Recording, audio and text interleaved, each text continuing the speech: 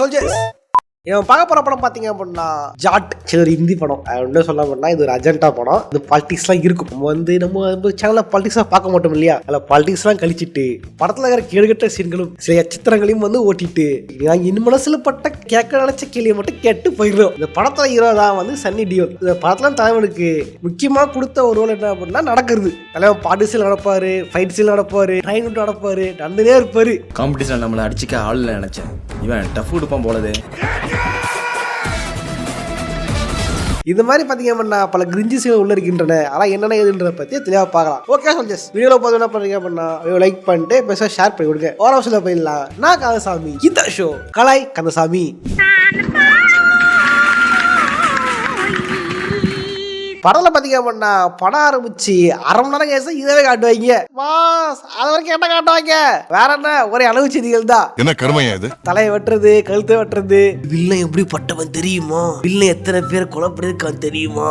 எத்தனை பேரை கற்பழிச்சிருக்கான் தெரியுமா? அப்படின்ட்டு வில்லனுக்கு பில்டப் மேல பில்டப் கொடுத்துதான் இருக்காடுங்க. இவனா அட பண்ணாட இந்த அளவுக்கு பில்டப் செய்யப்பட்ட வில்லன் ஹீரோ வந்தவன் டக்கடி காலியாயிடுறான். நான் என்னமோ உன்னை பெரிய ரவுடில நினைச்சேன். ஒரே அடியில பொசுத்துட்டு போயிட்டா. இதற்காக அந்த படத்துல இந்த படம் ஒரு அஜெண்டா படம் என்பதால் படத்துல வில்லேஜ் யாரு அப்படின்னா வேற யாரும் இல்ல, நம்ம தான். தமிழ் கெட்டவங்க, தமிழ் கொலை பண்ணுவாங்க, இது பண்ணுவாங்க.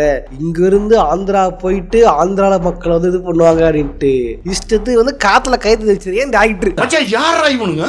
எங்கிந்திரா வந்துக்கிறானுங்க? டைரக்டர் யார் தெரியுமா? தெரியுமா? வீரசிம்மாடி படம் தெரியுமா? அந்த படத்தை டைரக்டர் தான் இந்த படம் டைரக்டர்.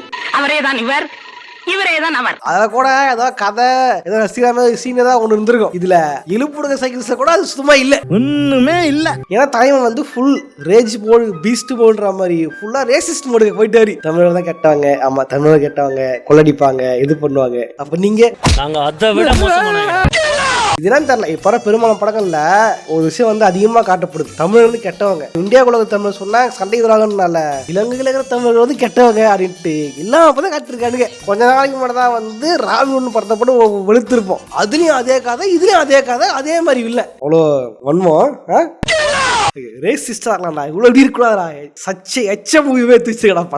என்ன பறக்கானது வில்லன் என்ன பண்ணுவாராமா, இலங்கையில அங்க இருக்க மிலிட்டரி ஆபீசர் என்ன பண்ணுவாங்களாமா, புளிய கூட்டு போகலாமா, தம்பி அங்க ஒரு ட்ரெஷர் இருக்குதுப்பா எடுத்து கொடுப்பா அப்படின்ட்டு. அங்க போனா பெட்டி ஃபுல்லா தங்கம் இருக்குமா. அவன் 4 பேர் தான் இருப்பானுங்க. அவனா போன மொத்த பேரும் காலி போடுறாங்களாமா. துப்பாக்கி இல்ல, எதுவுமே இல்ல, வெறும் குழந்தை வச்சா காலி போடுறாங்களாமா. இதெல்லாம் நம்புற மாதிரி அங்க இருக்குது. அப்படி எடுத்தவங்க டைரக்டா இந்தியா வருவாங்களாமா. அது இந்தியானா தமிழ்நாடு இல்ல, டைரக்டா ஆந்திரா பக்கம் போகலாமா. எப்படி ஒரு லக்னத்தில் 9 கிராம் உச்சம் பெற்ற ஒருவன். அதை விட பரவாயில்லைங்க. என்ன ஆகும், அது போலீஸ் பிடிச்சிட்டு போயிடுவாங்க. பிடிச்சிட்டு போயிட்டு அவன் கேட்பான், நீ என்ன இந்த ஊருக்கு ஐடி இல்ல, அது இல்ல, அது கேட்பான். கேடு என்ன போனா அவனுக்கு ஒரு கோல்டு பார் எடுத்து பாடுங்க. கோல்டு பார் பார்த்த உடனே இவனே போலீஸ்காரனே ஆதார் கார்டு, ரேஷன் கார்டு அடிச்சு கொடுப்பானாமா. டேய் நம்மள விட இருக்குது. அது எப்படா நெஞ்சில கொஞ்சம் கூட ஈரம் இல்லாம இவ்வளவு பெரிய பொய் சொல்ற? வழக்கமா போலீஸ் என்ன பண்ணிப்பாங்க, ஓ இவட்ட கோல்டு வச்சிருக்காடா, கோல்ட தூக்கி வண்டியில போடு, வண்டி இவன் மேல போடு அப்படின்ட்டு மொத்தத்தை ஒரு அடிச்சிருப்பாங்க மாட்டானுங்க. என்ன லூசு நடிச்சுக்கிட்டு இருக்கியா? இந்த படத்துல முக்கியம் பார்க்க வேண்டியது நம்ம ஹீரோ சன்னி டியோல் தான். தலைவன் ஒரு அரசியல்வாதி, அதனால அவர் கலாய்க்காம இருக்க முடியல. ஆனா அந்த படத்தை பார்த்ததுக்கு அப்புறம் கலாய்க்காம இருக்க முடியல. உண்மை தலைவரே, நீங்க நல்ல படம் அடிச்சதுன்னா நானே பாடி இருந்திருப்பேன். நீங்க நல்ல படம் அடிச்சிட்டீங்க. முக்கியமா ஜாட்ன்ற பேர் என்ன மீனிங் அப்படின்ட்டு நான் கூகுள தேடி பார்க்கும் பொழுது இது ஒரு ஜாதி பேருப்பா அப்படின்ட்டு நானா பண்றீங்க. தலைவன் பாத்தீங்க அப்படின்னா எடுத்தவனே நல்லா பாட்டுலாம் பாட்டு சே உள்கோடி பறக்குதுடா சேர்ந்து டான்ஸ் ஆடுவாரு அப்படிலாம் பாத்துட்டு இருந்தா. என்ன அவன் எடுத்தவொடனே வழக்கமா என்ன எடுப்பானுங்க, இலங்கையிலும் தமிழ் வந்தாலும் ராவண தான் இருப்பாரு, ராவணு கெட்டவருன்னு காட்டானுங்க. இப்ப ஹீரோ ராமரா காட்டுறதுக்காக எடுத்து ராமரை பாட போடுவாங்க. ஹீரோ டான்ஸ் ஆடுவார் போல, டான்ஸ் ஆடுற போல பாட்டு பாடுறாங்க. பார்த்தா இருங்கமான்னு பாட்டு பாடிட்டு இருக்கானுங்க. ஹீரோ வராரு போறாரு, வராரு போறாரு. யோ டான்ஸ் தான் ஆடியா தயம் பாத்தீங்கன்னா சுகர் வந்த அங்கிள் மாதிரி தான் நடந்துகிட்டே இருக்காரு.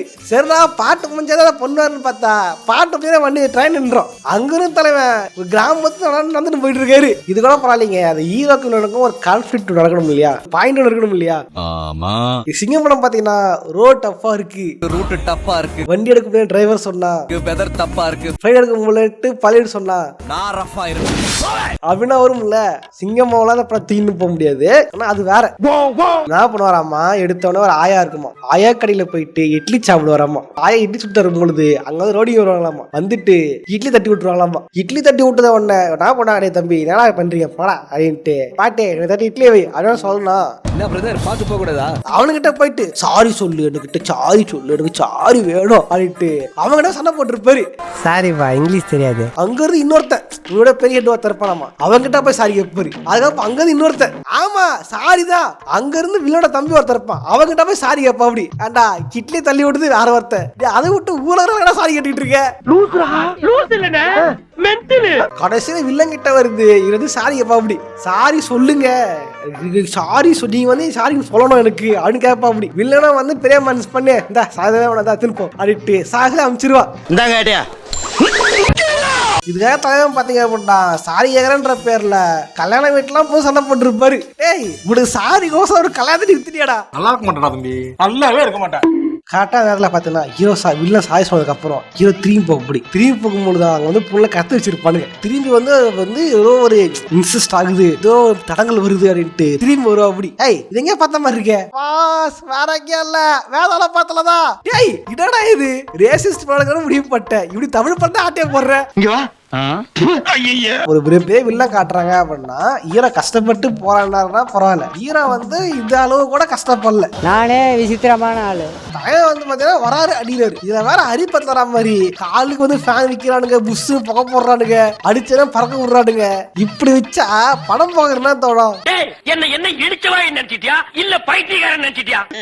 கடைசியா வந்து பாலையா படத்துல கூட பாலைய கஷ்டப்பட்டு பாடி இருந்திருப்பாரு. அந்த கருமத்தை கூட இந்த படம் ஹீரோ பண்ணவே இல்லை. இவன் டம்மி தான் போல் இருக்கு. ஒரு சீன் வருங்க, அதாங்க வேற லெவலு. என்ன ஆகுமா, பப்ளு வந்து போலீஸ் மக்கி போன சட்டையெல்லாம் போட்டு கொடுத்து மாட்டே நிக்கிறேன், போடா பின்னாடி. பப்ளு வந்து அடிச்சிருவாரு ஹீரோவை, அடிச்சுட்டு சங்கில கட்டி வச்சிருவாங்க. அப்ப வந்து வில்லோட தம்பி வந்து என்னையதான் அடிக்கிறான்ட்டு அடிக்க வரும். அப்படி அடிச்சு கொள்ளை வந்துடும். அப்படி அது வரைக்கும் மூடிட்டு அடி வாங்கிட்டு இருந்த ஹீரோ அதே செலவு ஒருத்தர் இருப்பான் பில்டப் பண்றதுக்கு. நீங்க அடிக்கிறவன் யாரு தெரியுமா, எப்படிப்பட்டவன் தெரியுமா, ஒரு புல்டோசர்டா அப்படின்ட்டு அது வரைக்கும் மூட்டை உட்காந்து இருந்த ஹீரோ தன்னை புல்டோசர் சொன்னதுக்கு அப்புறம் எரி சண்டை போடுவாரு. ஏடா இதுக்கு முன்னாடியே அஸ்ட் போடுதான்றா, நான் அவரு பில்டப் பண்ணதான் சிரிப்பு போடுவாடியே. விடு அது பில்டப்ன்ற பேர்ல என்னமோ பண்ணிருக்குது. இதுல வந்து பல பெண் போலீஸ்கள் காட்டுவாங்க, பெண் போலீஸ்களை அவனுக்கு வந்து அடிச்சிருப்பான வில்லனுங்க. அப்பனா வில்லனை வந்து பயங்கரமானவன் கொடூரமான தெரிஞ்சுக்கிட்டு இந்த பொண்ணு கூட சேர்ந்துக்கிட்டே வந்து ஆம்பளைங்க வருவானுங்க, ஓடி வருவானுங்க. ஐயோ வேணான்ட்டு என்ன அக்னி சீரகேன்னு போய் மாட்டிக்குவாங்க. வெளியே வந்தா நீ தனி ஆள் கிடையாது, நீ ஒரு அடையாளம்.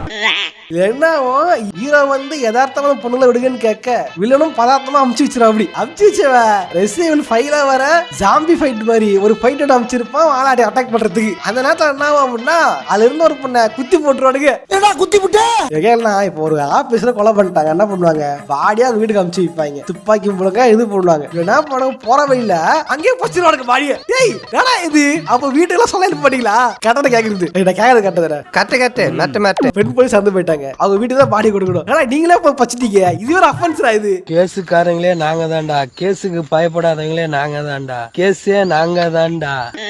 இதுல வேற அந்த கத்தியில குத்ததுக்கு அப்புறம் வந்து தண்ணி குடுக்க கூடாது, துணி வச்சுதான் கட்டணும்ன்றது ஜூனியர் என்டிஆர் சொல்லி கொடுத்த விதி. ஜூனியர் என்டிஆர் சமந்தாவா அது காஜலா தெரியல, அந்த படத்துல வந்து வந்திருக்கும். ஜூனியர் என்டிஆர் அழகா நடிச்சிருந்திருப்பாரு அந்த படத்துல. அதை பார்த்து கூட வந்து தெலுங்கு டாக்டருக்கு தற்கொலை மாதிரி இந்த பொண்ணு கஷ்டப்படுவாமா. அதனால ஹீரோ தண்ணி கிட்ட வந்துட்டு இருப்பாருமா, தண்ணி கொடுக்கும் போது காலி ஆயிரும். என்னடா செத்துட்டான், அவனே எங்க செத்தான், நீதான் சத்தியம் பண்ணி சாவச்சிட்டியா?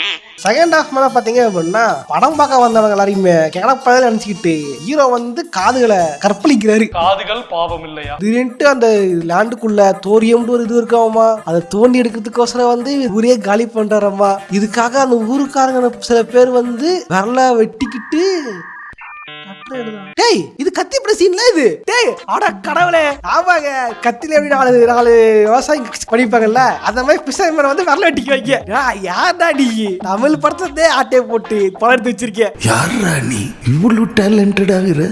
இது கூட பரவாயில்ல. வில்லன் வந்து முதல்ல கூலியை காட்டுவாங்க, அப்புறம் பார்த்தா அவர் வந்து இது அப்படி இந்த மாதிரி அந்த மாதிரி அப்படின்னு காட்டுறது. ஃபுல் வன்மத்தெல்லாம் எடுத்து வச்சிருக்கா அப்படி வில்லன் வந்து அந்த மாதிரி முதல்ல அந்த அங்கே தெரியுமா? முதல்ல அங்கன்னு சொல்ல மாட்டேன், காப்பி சரி எனக்கு தெரியும். படம் பார்த்தா உங்களுக்கு புரியும். முதல்ல அங்கே தெரியுமா உனக்கு என்ன பேசான்னு தெரியுமா உனக்கு? ஏன் வைத்தியத்துல படத்தை வச்சிருக்கேன்? இதுல வேற ஹீரோ யார் தெரியுமாட்டு அது வரைக்கும் ஹீரோ யாரே தெரியாது. கடைசியில வந்து இவர் வந்து கார்கில் வாரில் போயிருக்காரு, அதுல போயிருக்காரு, இது போயிருக்காருன்ட்டு சம்மந்தமே இருக்காது. திடீர்னு வந்து காசு சொல்லுவாடுங்க. என்ன ரங்க அதெல்லாம் வா உங்க கதை செய்யுங்க, யாரும் செய்யுங்க வேணாங்கல, ஆனா ட்ரில்லாம் போடாதீங்கடா.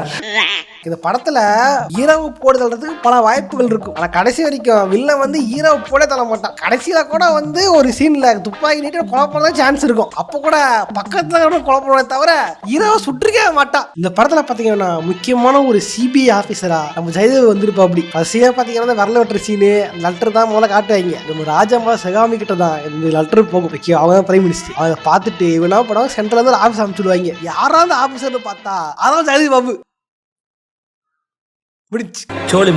இதே போதுமே படத்தை ரிசல்ட் என்ன அடிட்டு தலைவன் பாத்தீங்க அப்படின்னா சென்ட்ரல் இருந்து ஸ்டேட்டுக்கு வரன்ற பேர்ல ஒரு வந்துனே இருப்பாரு. கடைசியில படம் முடிஞ்சதுக்கு அப்புறம் தான் ஸ்பாட்டியே வருவாரு. இதானா சார் உங்க டக்கு? வா வாட்டியா மேன். எல்லா பிரச்சனையும் முடிஞ்சதுக்கு அப்புறம் அழகா வந்து இறங்குற பத்தியா அங்க நிக்கிறடி. பஞ்சாயத்து ஃபைனலுக்கு வந்துருச்சு, இன்னும் பாயிண்ட் வரட்டும்ங்கிறீங்க.